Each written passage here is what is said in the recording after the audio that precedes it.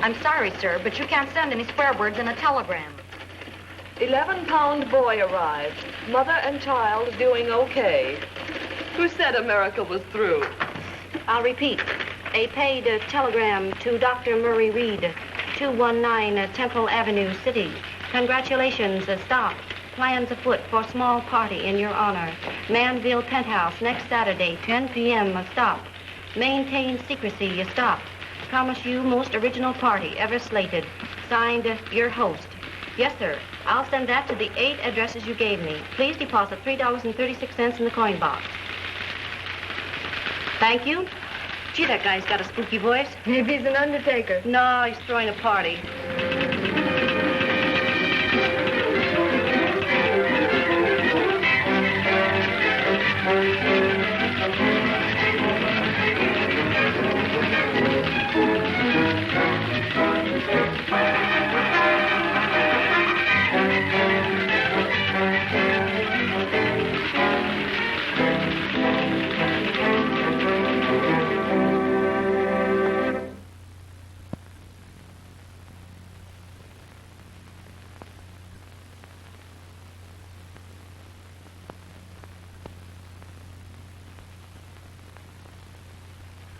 No answer.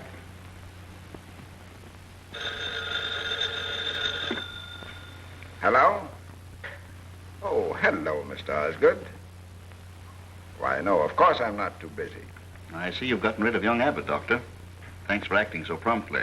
Well, you may rest assured that I will never retain anyone on the faculty who is distasteful to you, Mr. Osgood. Yeah, but he claims it wasn't radicalism. He says it was just constructive patriotism to train the next generation to take care of crooks like you, Mr. Osgood, who cheat the investing public. Yes. Oh, by the way, the papers tonight will carry the story of your latest gift to us. Oh, that wasn't necessary, Doctor. You know how I dislike publicity. Perhaps my example will encourage others. It's all right, Doctor. Keep up the good work.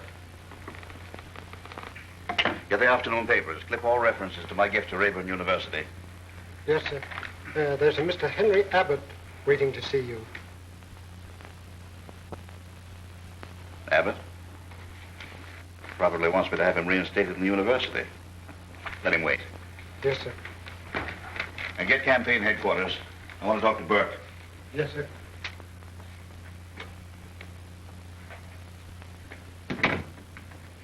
Mr. Abbott.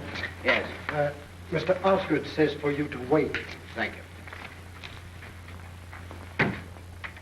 Oh, good afternoon, Mr. Burke. Hello, Burke. What's up?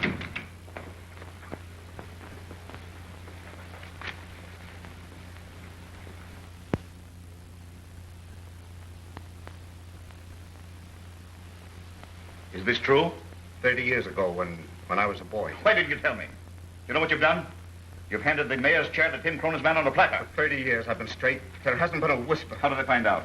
That woman lawyer of Cronin's. Sylvia Inglesby. Yes, she traced me back every step of the way. My whole career ruined. Your career? What about mine? We've held you up as a stainless character, and you come sniveling in here the day before election and tell me that you're a jailbird. You've let Tim Cronin make me the laughingstock of the whole city. Get out! But I... Get out! Get me Tim Cronin's office. Yes, sir. Mr. Abbott is still waiting, sir. Tell him that Dr. Reed's decision is final. Yes, sir.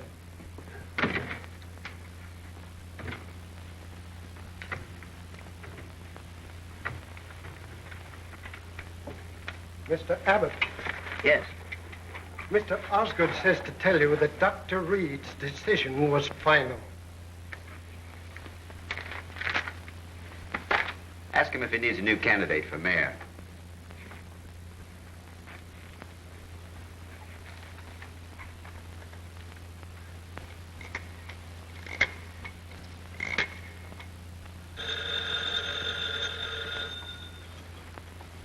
Yes? Mr. Jason Osgood would like to speak to Mr. Timothy Cronin. What do you say? Mr. Cronin is in conference with his attorney, Miss Sylvia Inglesby. Yeah, why didn't you tell him that? Osgood would have got a kick out of it. It's going to be hard on Burke. It was the only way we could get at Osgood.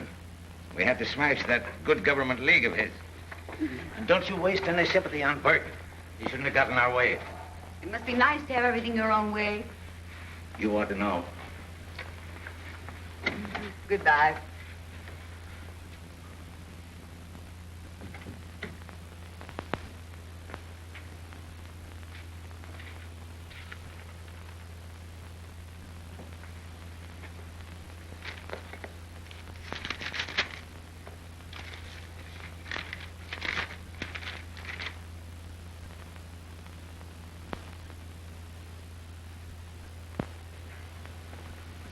Two lumps, June. You know, Margaret, your party last night settled a problem for me. Really? What was it? About the Cronin girl. She's been everywhere, you know. But I couldn't quite make up my mind about her. Of course, when you left her out, that decided me. Well, I've no doubt she's a very nice girl. But after all, she is the daughter of a corrupt politician. And one must draw the line somewhere. Telegram, madam. Oh, thank you.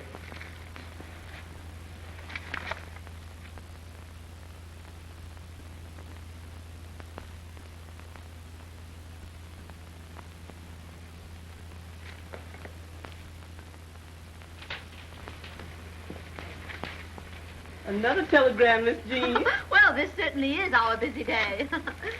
In the gospel train I'm coming. I hear it just as hanging. I hear the car wheels moving and rumbling through the land.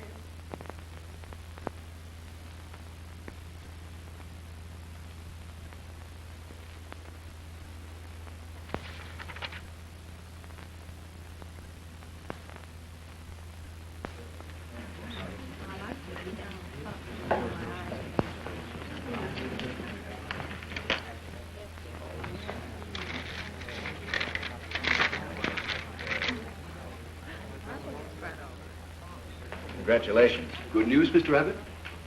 Oh, no. Invitation to a party.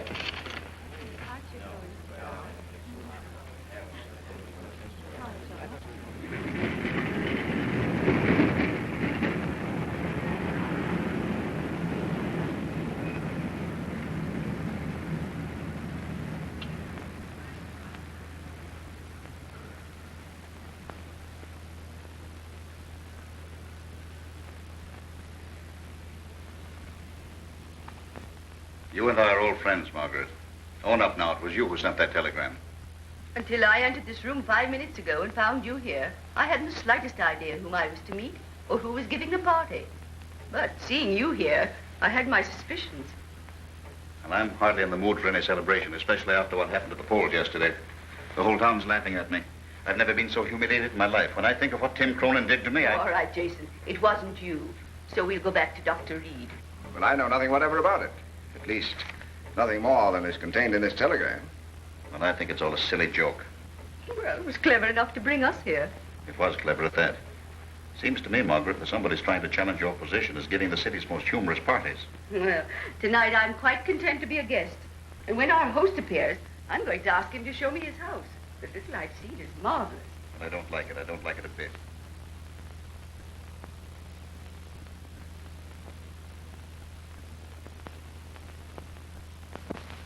Everything is to be done on schedule according to these instructions. If the guest should ask any questions, they're to be answered with a simple statement that you do not know. Under no circumstances... How is always going to get paid for this job? Well, the agency that sent us here will be responsible. They told me so. Isn't that good enough for you? I guess it'll have to be, but just the same, I don't like it. The place is too perfect. Nothing has ever been used. You mark my words, something is going to happen. Well, you've heard the instructions. Everything is to be timed to the second.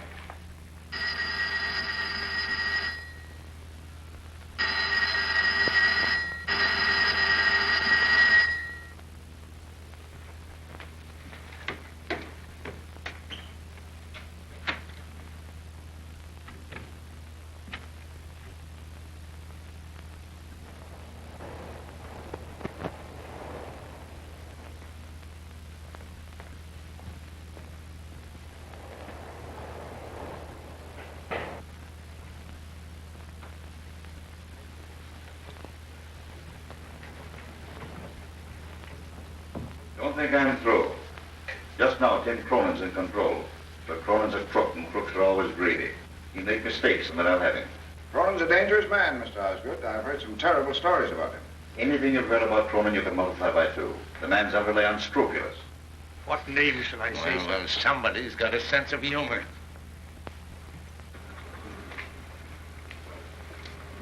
How are you, Osgood? I'm well, thank you. Hello, Doctor. I met you once somewhere. Speakeasy, wasn't it? I've never been in such a place in my life. All right, Doc. My mistake. Maybe it was in church. You all know Sylvia?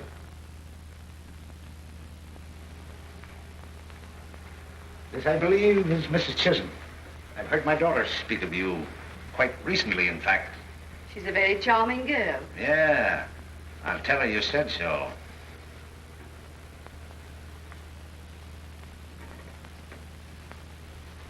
How are you? Fine, and you? Splendid, thank you. Glad to hear it. Interesting place, this. No hard feelings, I hope, Osgood. My man won and yours lost. I guess that's all there is to it. I don't think there's anything to be gained by discussing the matter. Okay. I sure love a good loser. What a place, eh? Hadn't any idea it would look like this. Why not own up, Sylvia? You're the one who sent those telegrams. You're wrong, my dear. I got one myself. Shall I read it to you? That's hardly necessary. We all got them.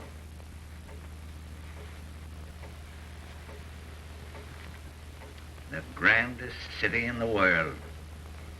Say, Osgood, you any idea how I feel about that tonight? Maybe you can guess. I think we'd better go. Oh, Doctor. Doctor. Yes? We're leaving. We're not very popular here. What do you want to go for? Why, you only just come. Somebody planned a swell party and now you want to run out on it. Everybody makes whoopee on Saturday night. We've got that much in common anyhow. Good night.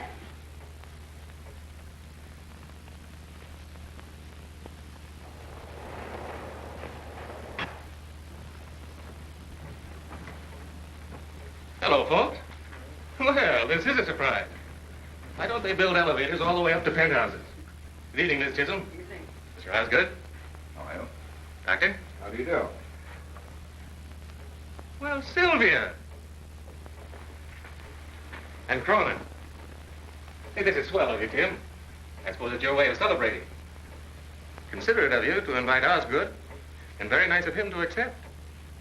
I've changed my mind. I'm remaining. What about you, Margaret? As you wish. You're not thinking this is my party, are you? Well, yes, isn't it? Yeah, that's the trouble with you authors. You got too much imagination.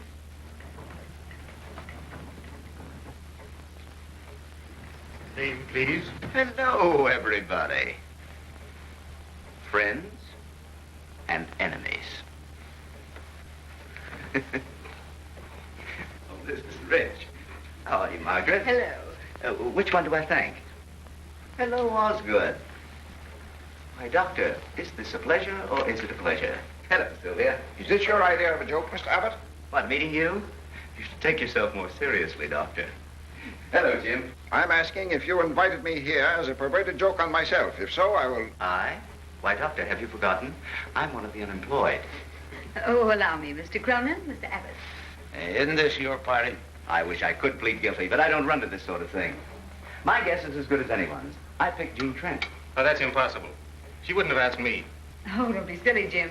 Jean's too good a sport to hold grudges. Well, who else could it be? The whole thing's got Hollywood stamped all over it. Why, those people can't even pay their gas bills without a lot of drama.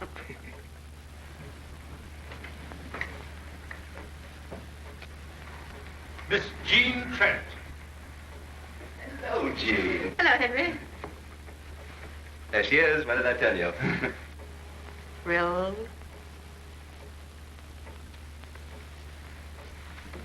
Now then, everyone. Make your prettiest bows and say thank you. Jean, is this your party? My dear, your roof garden is charming. Wait a minute. I don't understand. Oh, come along now, Jane. You've had your fun. Now own up. Well, don't be silly, Henry. This is your party, isn't it, Margaret? No. Jean, I'm clairvoyant. I can read your thoughts like an open book. Now look me in the eye. You received a telegram asking you to come to this party and signed your host, didn't you? Yes, I did. I knew it. So did I. So did all of us. But the peculiar thing about this shindig is there isn't any host.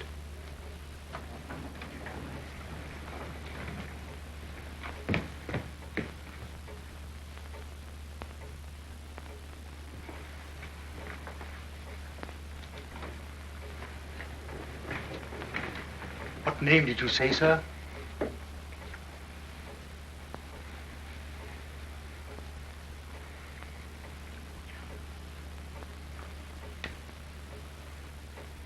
Mr. William Jones. Did you send? Are you our host? Me? Oh, no. Excuse me, sir. I'm the assistant butler. What? Well, you see, I ain't got no fish and soup. And I gotta wait for my brother to come home. He works in a speak up on 50th Street. And that's why I'm so late. Go into the kitchen. Yes, sir. I regret, sir. I apologize, sir. All right. What's your name? Hawkins, sir. It would be. Hawkins, we'd like to know something. Who's giving this party? That I cannot tell you, madam. You mean it's a secret? I mean I do not know, sir. I was engaged this afternoon by telephone through the Castildan agency. Typewritten instructions were mailed to me, sir. I was to come here tonight and find everything in readiness for me. How'd you get in? The key also was mailed to me, sir. Your host has planned a very interesting evening, if I may say so, sir. Well, Hawkins, you seem to be as much in the dark as the rest of us. Maybe we'd understand it better if we had a little glass of something. I'll bring the cocktails immediately, sir. If you will pardon me.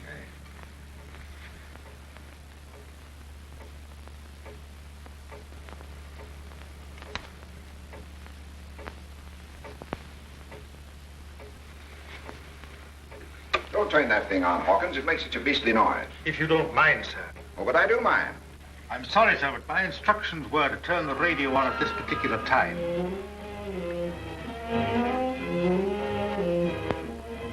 Patience is such a sweet virtue. Don't you think, Doctor? Jean, shall I go or stay? It doesn't make the slightest bit of difference to me. I don't want to spoil your evening. You can't hurt me anymore, Jim. No matter what you do. When we were children, if you were angry with me, I thought the world was coming to an end. Now it doesn't matter in the least. We're an odd bunch for anybody to select for a party. Here's Dr. Reed. He thought so much about society, he had me dismissed from the university. But he's bearing up very bravely. We'll all be the best of friends after we've had a few drinks. Won't we, Osgood? No. Oh, now, gentlemen, let's not begin calling each other names on Saturday night. There's only one name for you, and Miss Sylvia Inglesby. That's enough. Leave Miss Inglesby out of it. It's all right, Tim. Mr. Osgood's not a very good loser. It ain't all right. That mealy-mouthed hypocrite can't insult you and get away with it. Any more than that Chisholm woman's going to get away with what she did to my daughter. That's enough, Cronin. You've said enough. Please, Tim, please. Why pretend to be comfortable in the society of people we can't tolerate? Meaning me, of course.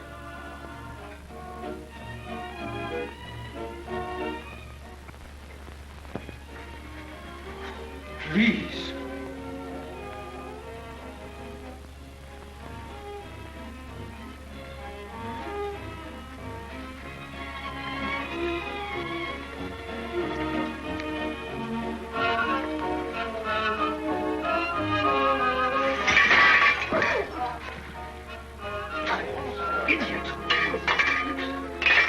This is becoming ridiculous. The kitchen. Go into the kitchen.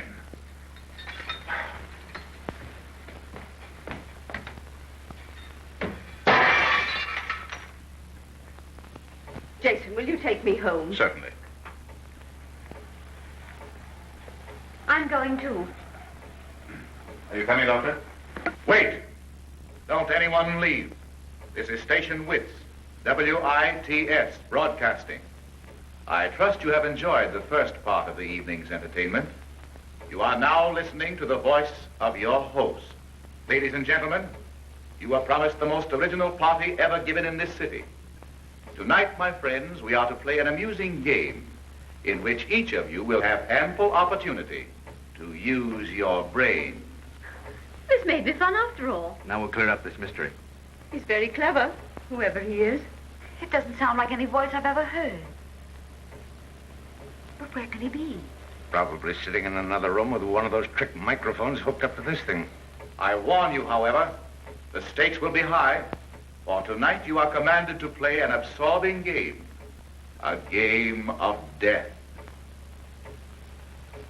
You have been chosen with care, for only men and women of your exceptional intellectual ability will be worthy opponents. Until dawn, we will play a game of wits, yours against mine. Do you think you can frighten us with this kind of nonsense? Jason, I am frightened. Someone's having a joke. I warn you, it is not a joke. This is the voice of one you know well. One who has planned revenge because of deadly wrong. Give attention to the rules and try to win. He hears us. You will notice the telephone connections have been cut.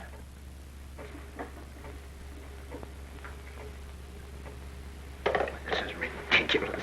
To touch the radio means death. It's charged with enough electricity to kill you instantly. Well, I'm getting out of here. Come on, Tim. There is no escape. The gates by which you entered the garden are also charged with electricity. I want to get out of here. Margaret, don't let this thing get the best of you. Some ghastly brand of foolishness. But Jason, Just a minute. This may be only a joke, but I've had the feeling for the last few moments that someone in this room, one of us, may be behind it. You're crazy. There are people here I wouldn't be found dead with. But I don't think they're capable of this.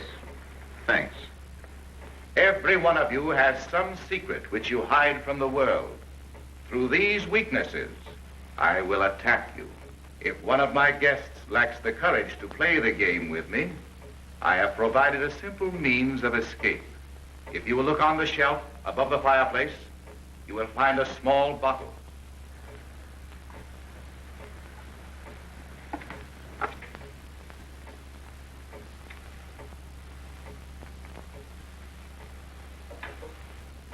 Prussic acid. Escape? You mean suicide? Well, if one of you was doing this, won't you stop it, please? My friends, before the clock strikes 11, one of you will be dead. The one who least deserves to live. This is absurd. For those of you who think it is a jest, permit me to direct you to the door at the right of the entrance. The key is in the hand on the table. Now we'll meet our host. He's been behind that door all the time. Why, of course, it couldn't be anything but a joke.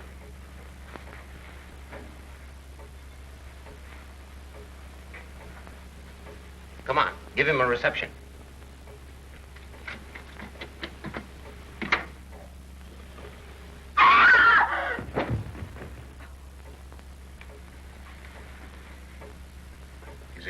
Is he dead? Anybody know him? Electrician's tape. Here, lend me a hand.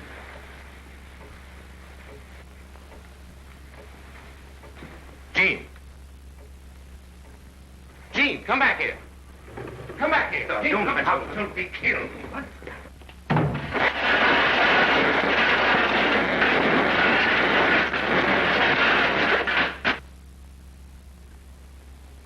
You might have been killed.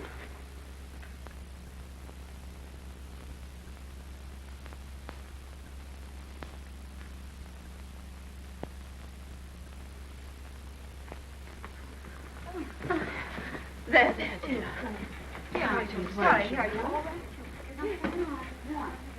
I guess the best thing for us to do is to stay in this room. Gentlemen, I've got an idea. Come on.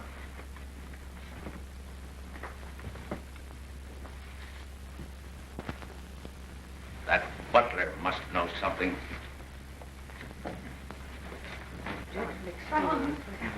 I think we better go in with the others. I think that's a good idea. All right. You'll feel better. I'm all right now.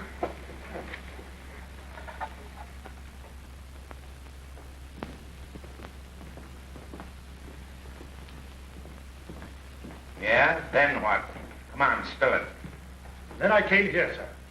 I met the chef down below and we came up together. Since then, I've been carrying out my instructions, sir. Ever been here before? No, sir. You're lying. No, you don't. Find some rope and we'll tie these fellas up.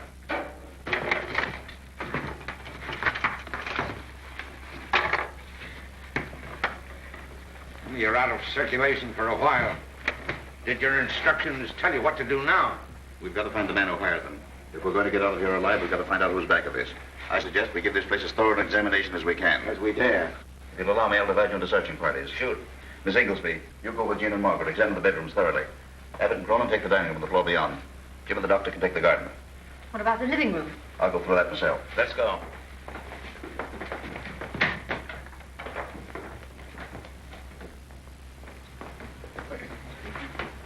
Yes. Would you like me to go with you, Jean? Oh, no, it's all right, Henry. I'm all right now. Abbott, you better come with me.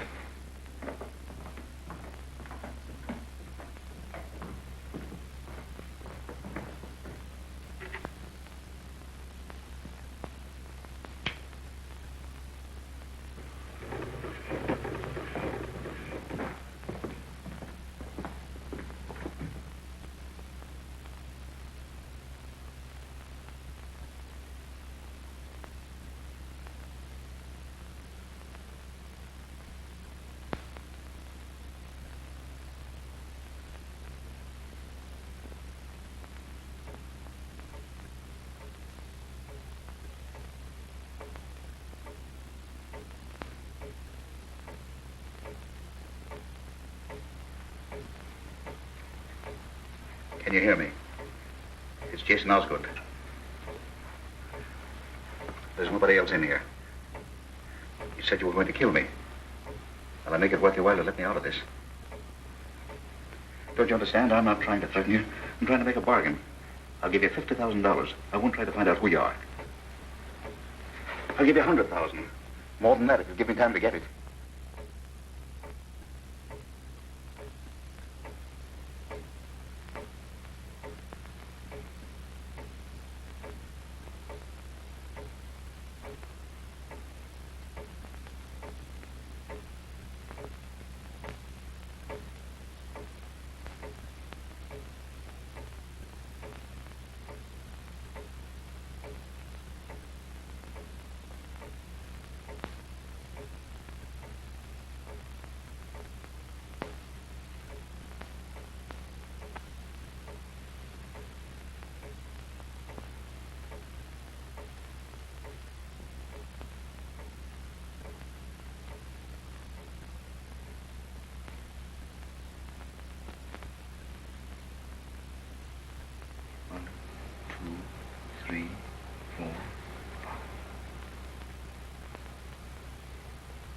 One for each of us.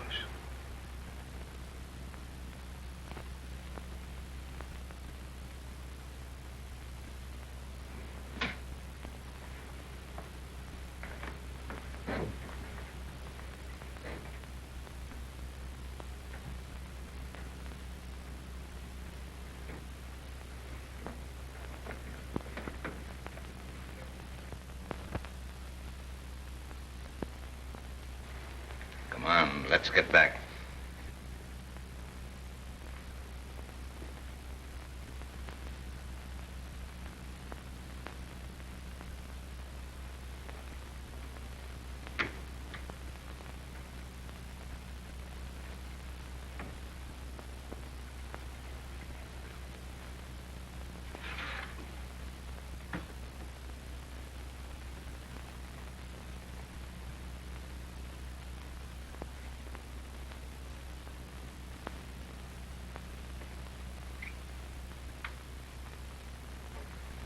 Did you find anything? No, did you? No.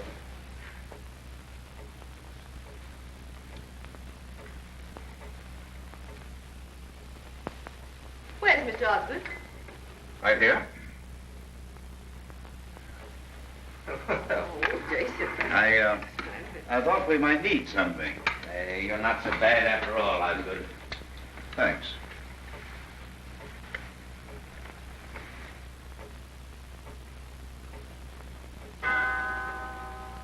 Look, it's 11. We're still all here. And nothing's happened. Then he's failed. Your good health, everyone. Stop. Don't drink. You are about to meet my guest of honor, the 9th guest. The 9th guest? His name is Death. It pleases me greatly, my friends, to tell you Mr. Jason Osgood will be dead in a few seconds.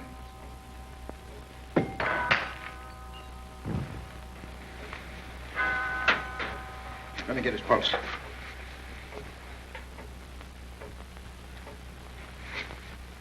You did this.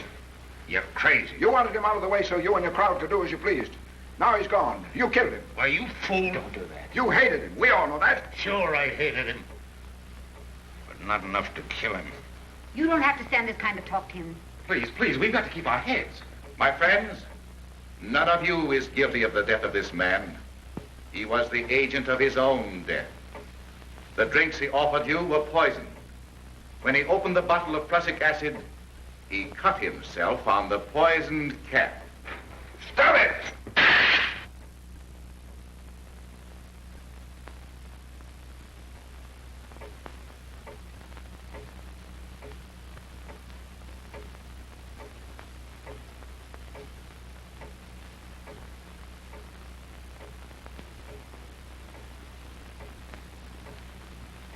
I can't stand it.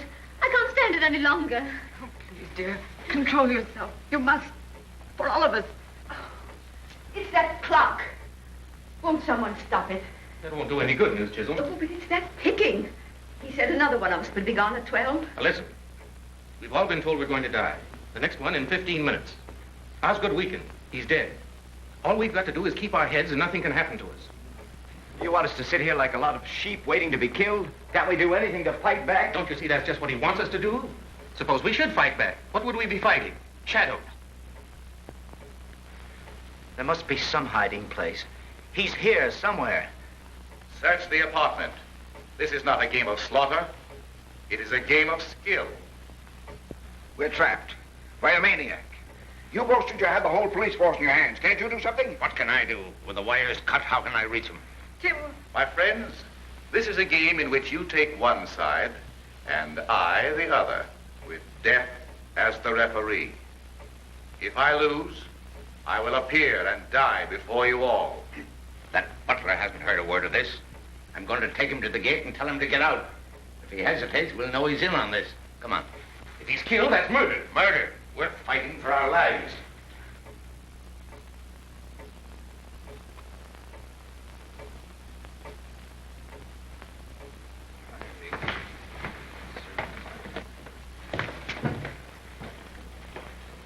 He heard you. He's taking care of the servants. Then they are part of it. I was right. There is a hiding place.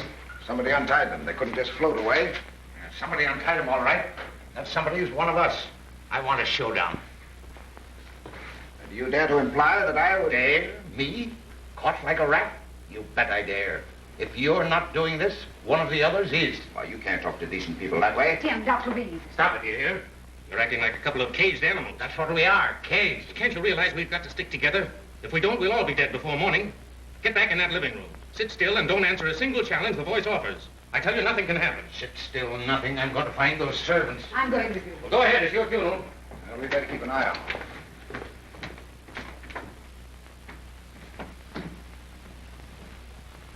Come, Margaret. Wait.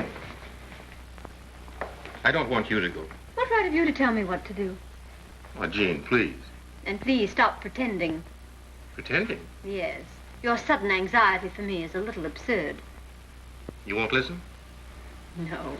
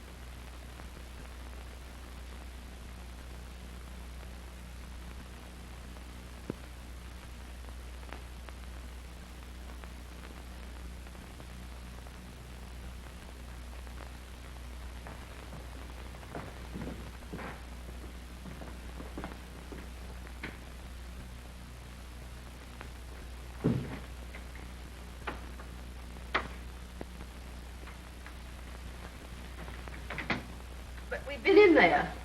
I know, but I want to look again.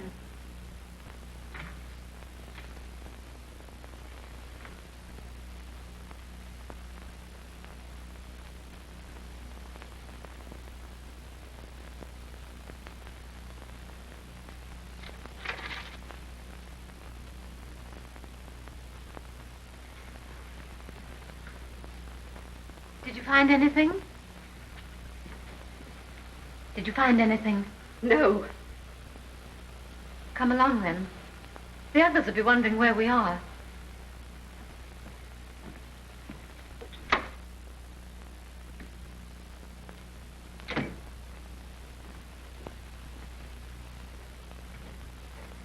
Cigarette? It's good for the nerves.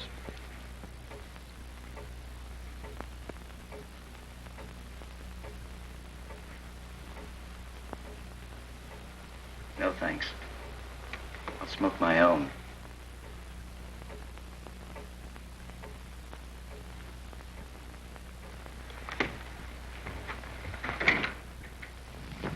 What's going on here?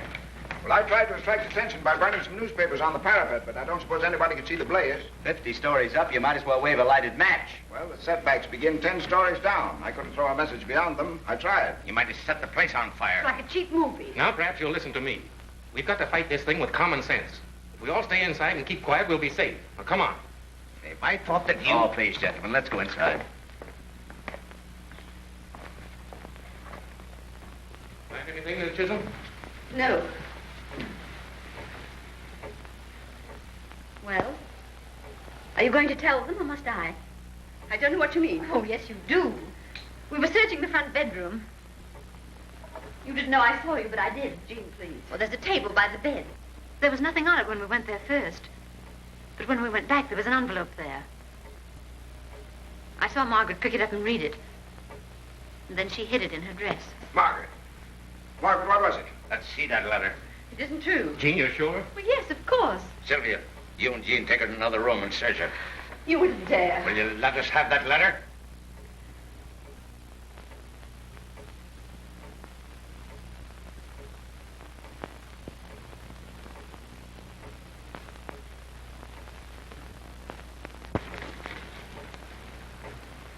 Before the night is over, Margaret Chisholm, I will expose you for what you are, your host. What does it mean? I don't know. I'm as ready to answer for her as for myself. There's no mystery in her life, no secrets. This letter may have something to do with our predicament. You've got to tell us what it means. She'll tell, all right. The time draws near when the second of our company is to leave us. I am sure you will agree that the second, like the first, is unworthy of such a distinguished company. Before our guest departs, some details of her life may be of interest to you. Her life? I have selected for my next opponent our brilliant society leader, Mrs. Margaret Chisholm. Stop it, stop it. This woman has no right to the name you know her by. The only name to which she has legal right is that of her first husband, Jimmy Vickers, from whom she was never divorced. Oh, that's not true. Margaret Chisholm's sins have overtaken her at last. Jimmy Vickers is locked up in an insane asylum. But I am prepared to expose this society leader as a bigamist. Oh, that's a lie. He's dead, I tell you. Bigamist. And my daughter wasn't good enough for your crowd. Every dollar Margaret Chisholm possesses was stolen from the husband she had committed to an institution. No.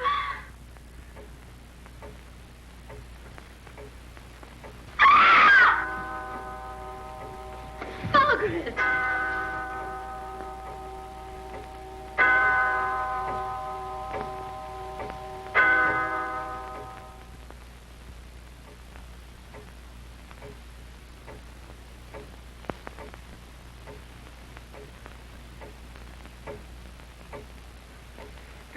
Minutes more. Stop it, please. 15 minutes more. Can't somebody stop her? I can't. None of you will listen to me. You told us to sit still. Nothing would happen. Now Margaret's dead.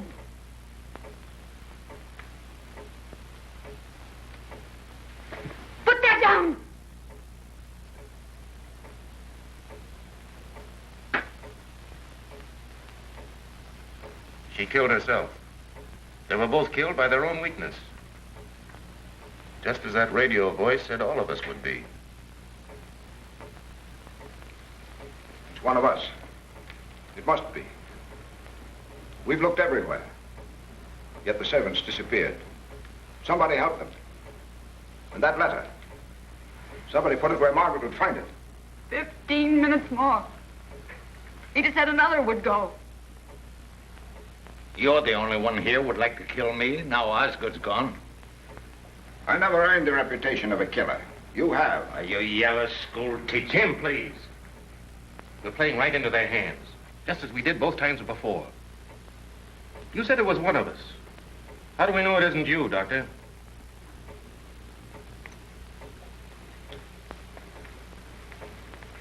Or you. You're in league with half the crooks and racketeers in the city.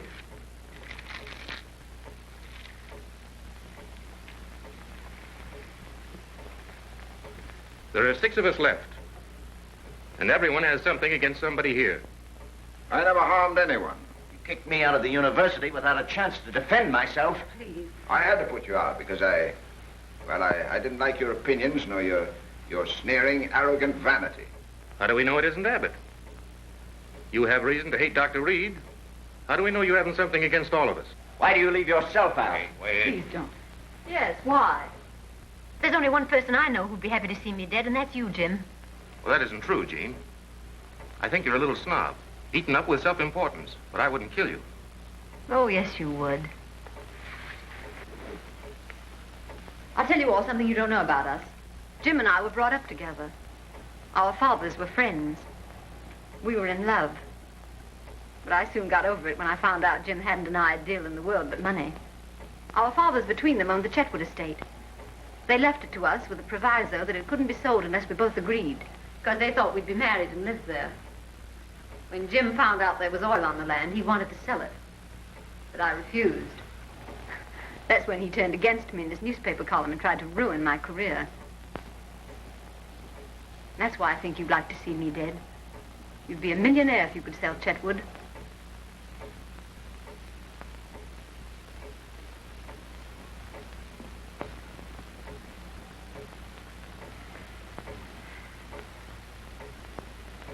Have you finished? Yes. Jean, I'll tell you the truth. I've loved you ever since you were a little girl. There's never been anyone else. I know you're vain and shallow. But as long as I live, I'll go on loving you. Because I can't help myself.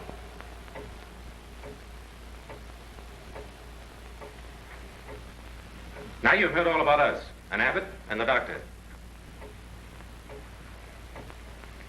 What about you, Cronin, and Sylvia? Well, what about us? You both have reasons to want to see each other dead. Sylvia's the best friend I've got. Her husband filed suit for divorce yesterday, and she made him withdraw it. How'd you know that? How does a newspaper man know anything? That's plenty of reason for you wanting to get rid of her. Everyone knows you're insanely jealous of her. And she has a much better reason for wanting to see you dead. You left her $250,000 in your will. Ask me how I know that. It's true, isn't it? Yes, it's true. Don't let him frighten you, Tim. But Sylvia wouldn't kill me for that.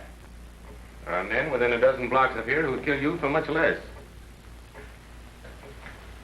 Now you've heard the whole works. What's your verdict? Which one of us wants to kill the other 5?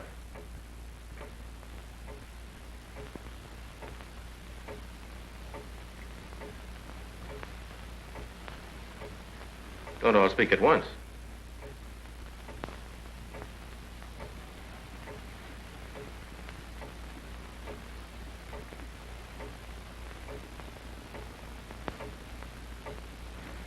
Why don't you search us? Margaret Chisholm had something hidden. We'd never have known it if Jean hadn't told. Maybe some of the others have something in his clothes that'll give the show away. Nobody's going to put a hand on me. Why should you object if you've nothing to hide?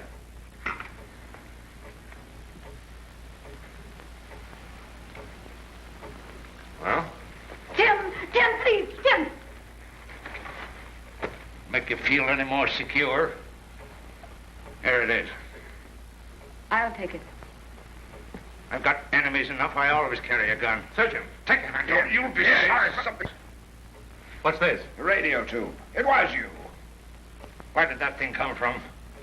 This is string-up, that's what it... Let it go, do you hear? Let it go. Sylvia! Put that gun down! Put it down!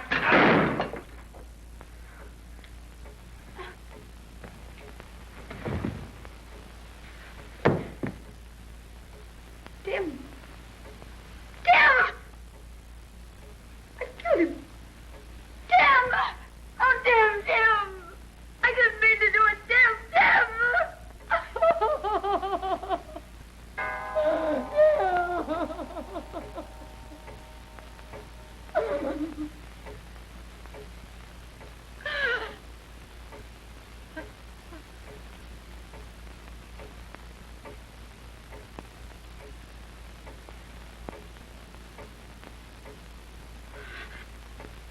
Sylvia!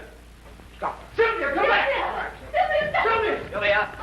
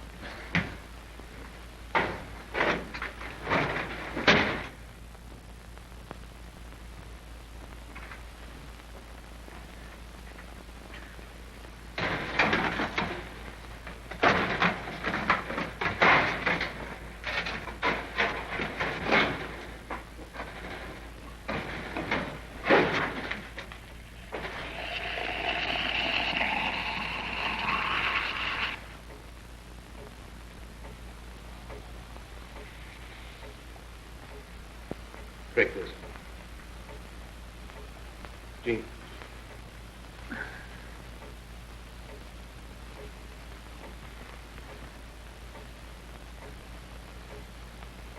No, Well, Jean, you don't think that I don't know what to think anymore.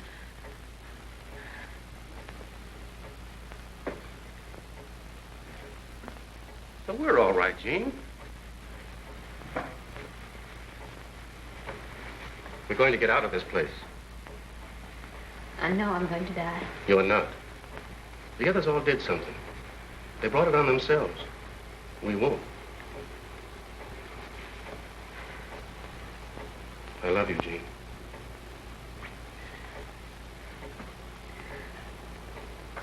You told them all about me. Oh, you shouldn't have done that. You made me feel so cheap and mean. You're not. Oh, yes, I am.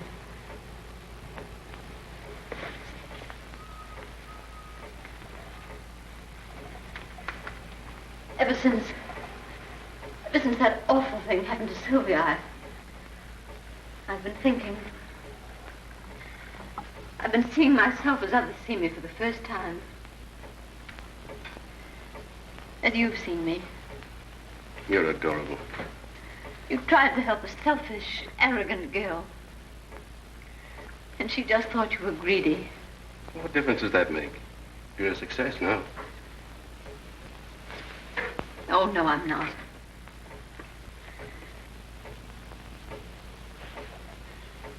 I'm just lucky, that's all. I got the breaks that other girls didn't get. But I haven't really lived yet. I don't want to die. We'll find some way out of this. There must be some way.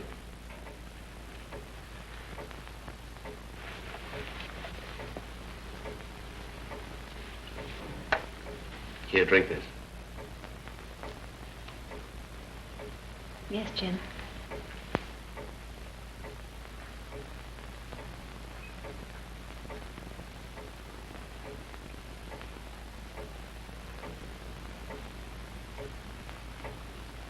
Why are you looking at me so queerly? What have you done to me? Nothing.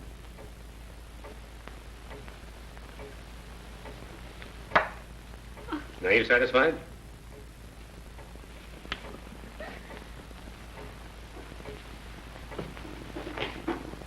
One minute you admit that you're spoiled, and the next you accuse me of trying to poison you. Oh, I'm sorry, darling. I don't know what I'm saying. Oh, darling, don't let anything happen to me. I want to live. I want you. Oh, Jim, I'm afraid. I'm afraid.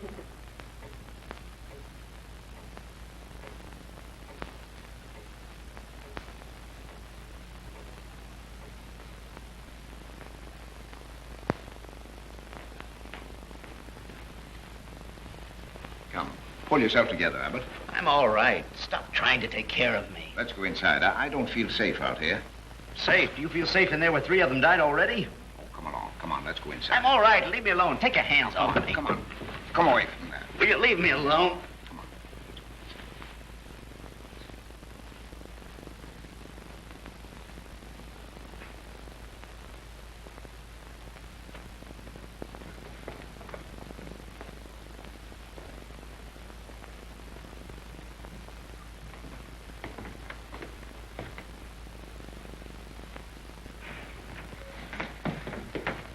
What are you doing down there? What are you doing down there? Where have you been? There's a door back of this refrigerator. Did you find my pencil?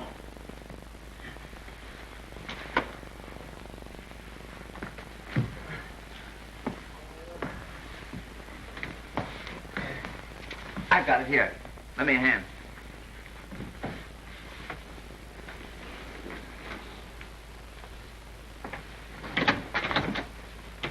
It's locked on our side. Open it.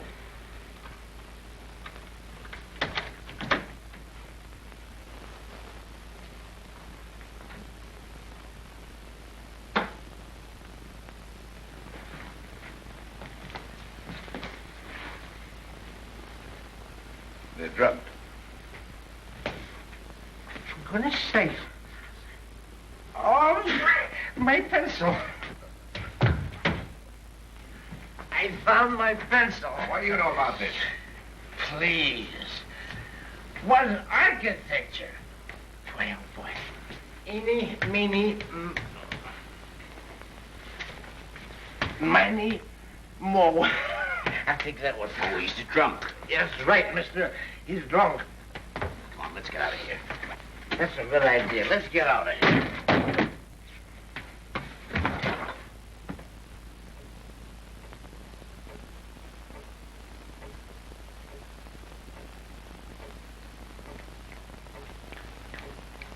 Oh, sit down, can't you?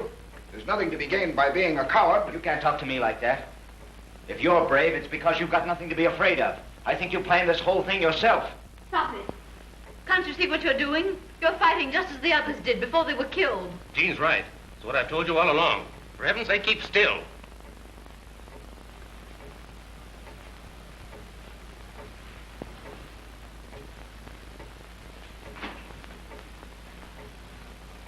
Why did you turn those lights out? Because I don't want to be any more conspicuous than I have to. Only 4 of my guests are left. Dr. Reed, the well-known educator, Jean Trent of the honeyed voice and the golden charm, Jim Daly, brilliant journalist, and Henry Abbott. Just 4 opponents. Are we cowards? Let's do something.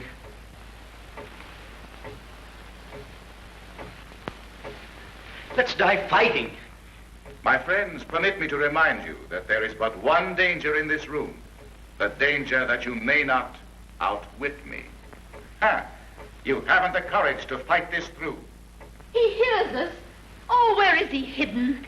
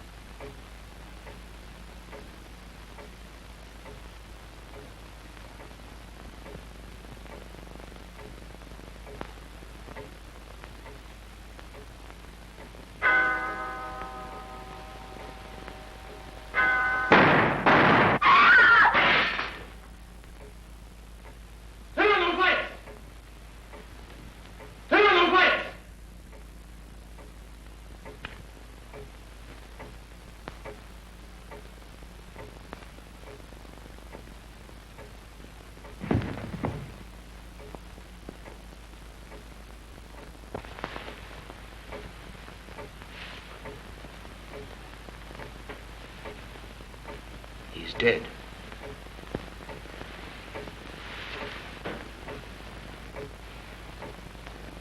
Someone's out on the roof. He fired through this window.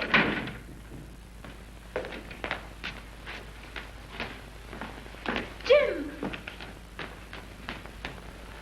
Jean.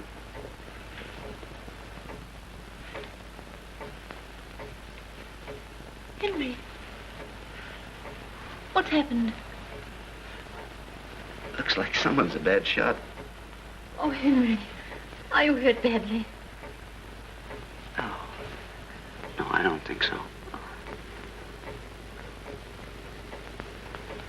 Jean, I've got to tell you, we may never get out of here alive, any of us. I love you, Jean. Oh, Henry. Please don't. Not now. I may never have another chance, dear. I want you to know I love you more than anything else in the world.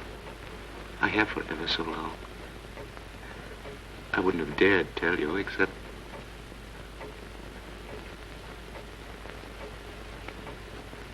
It doesn't make any difference whether I love you or not, does it? Oh, Henry, yes, of course.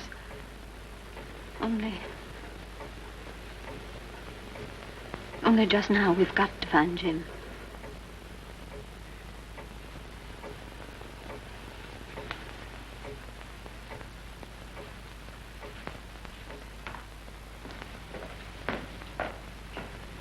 Jim! Jim! Jim, where are you? Jim! Jim, where are you?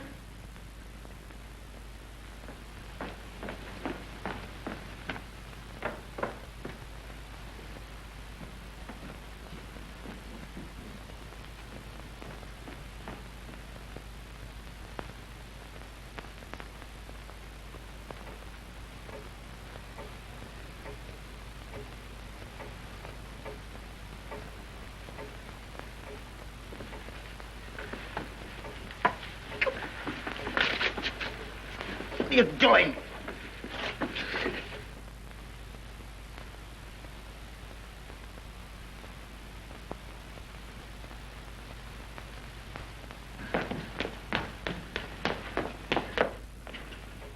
Jim!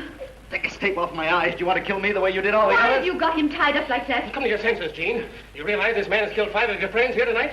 He's done nothing. He knew he couldn't get me the way he got all the others. He wanted us to think that Dr. Reed was killed by someone outside in the garden, but he wasn't. He killed Dr. Reed with a gun from this room. Then he fired the second shot at me, but he almost missed me in the dark. That hole in the glass wasn't made by a bullet. It was made when he threw the gun through the window. If you look lower down, you'll find the hole where the second bullet went through.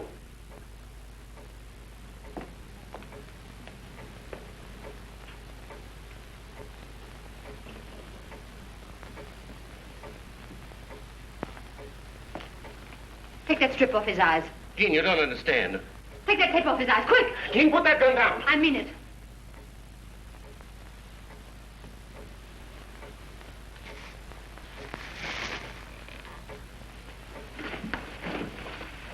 Now listen to me. I'm going to prove that Abbott and nobody else did this.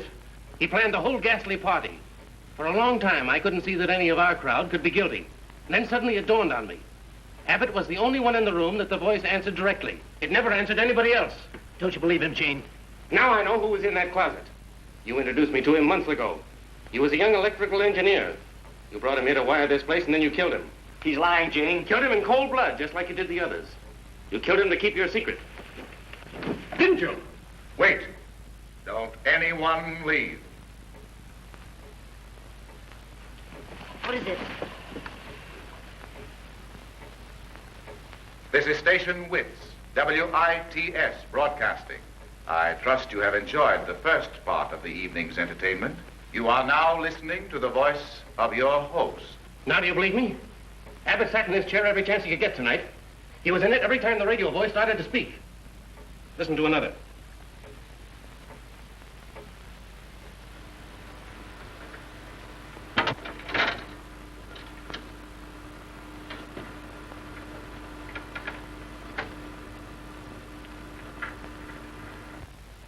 You are about to meet my guest of honor, the ninth guest.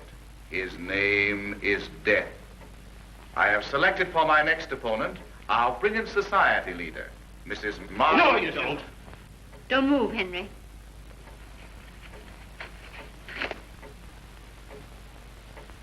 A microphone. Now we know why the radio voice could follow our every move. When he couldn't count on those records, he had this. There are probably a dozen places in the house where he could plug it in. He killed Dr. Reed and then wounded himself in some way to fool us before he threw the gun through the window. All right. I promised I'd play fairly if you outwitted me. Well, I've lost.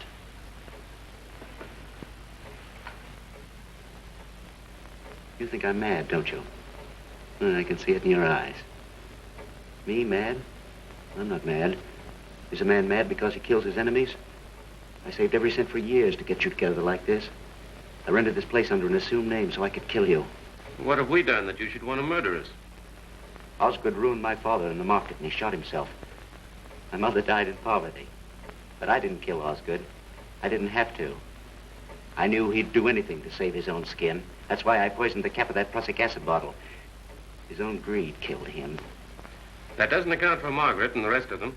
Margaret Chisholm's real husband was my brother, Jimmy Vickers. Yes, my real name's Vickers.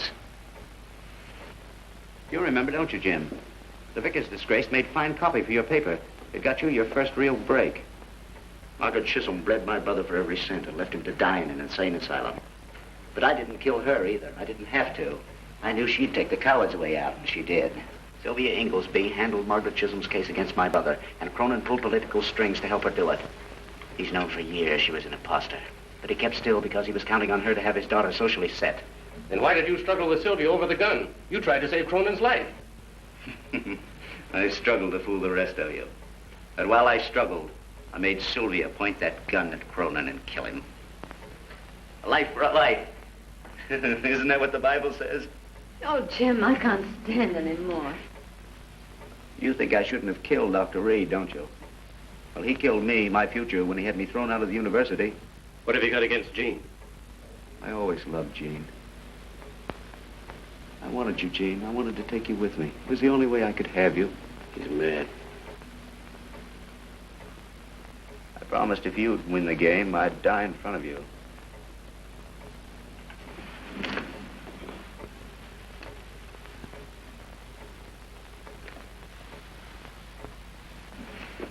It's your last trick, Abbott. Now get us out of here or I'll kill you.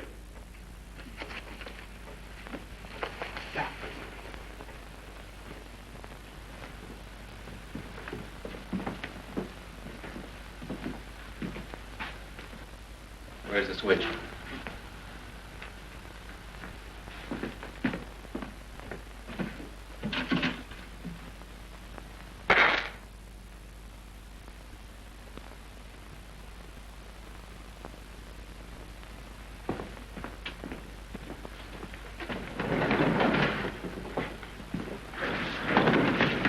What are you doing?